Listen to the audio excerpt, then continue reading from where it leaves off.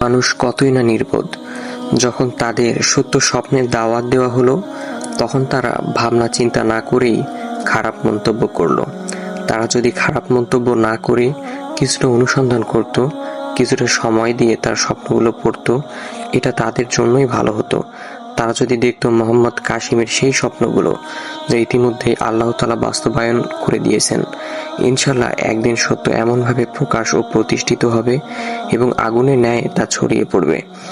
পূর্বে এবং এখন যারা মোহাম্মদ কাসিমের বিরোধিতা করছে, তারা একদিন আফসোস করবে, বলবে যদি আমরা তাকে বিশ্বাস করতাম, যদি আমরা তার বিষয়ে বিরোধিতা না করতাম, তাহলে আমাদের রব আমাদের উপর সন্তুষ্ট থাকতেন। কিন্তু আফসোস, সেই দিন আর এই সময় থাকবে না। বর্তমানে মুসলিম দাবিদাররা নাচ গানে মেতে আছে। তারা খোঁজও করে না শেষ জামানায় কি হতে পারে।